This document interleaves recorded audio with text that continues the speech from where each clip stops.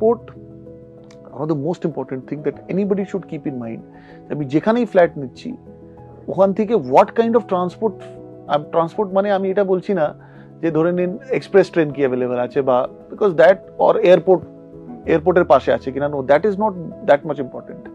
আমার পাশে auto stand আছে কিনা, বাস স্ট্যান্ড আছে কিনা, কোনো যদি গঙ্গাধারে আছি তো কোনো ফেরি সার্ভিস আছে কিনা, তো মেট্রো কানেক্টিভিটি আছে কিনা।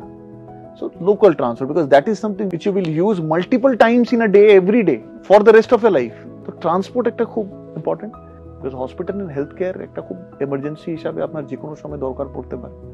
So you would want to stay somewhere where you can get that facility very quickly and good facility. সব থেকে আগে চেক করবে যে ট্রান্সপোর্ট তো আছে ডেইলি ইউজেজে, বাট কালকে কোনো ধরনের এমার্জেন্সি হলে আমি কি 10 মিনিটের মধ্যে 15 মিনিটের মধ্যে can I reach good hospital or can I get good medical care in 10 to 15 minutes or not.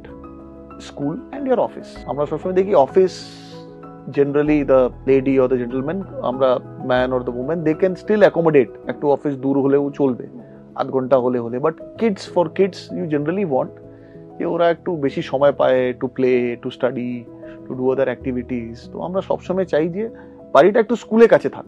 তো স্কুলিংটা আমার হিসাবে প্রথম আসে, তারপরে আপনার অফিস কত দূরে আছে।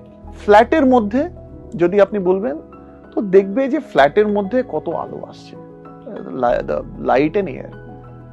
ধরে নিন আমাদের যা কিছু কিছু প্রজেক্টস আছে, তো আমরা টার্গেটই করেছি এই সেগমেন্টকে, আমরা সবসময় খেয়াল করি কি একটু দিনের বেলা লাইট না অন করতে হয়, হ্যাঁ সেটা সেরকম একটা লিভিং রুমে একটা জানলা থাকে সবসময়।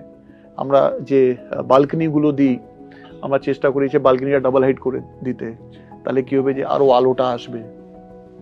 তো সেইগুলো একটু দেখলে ভালো।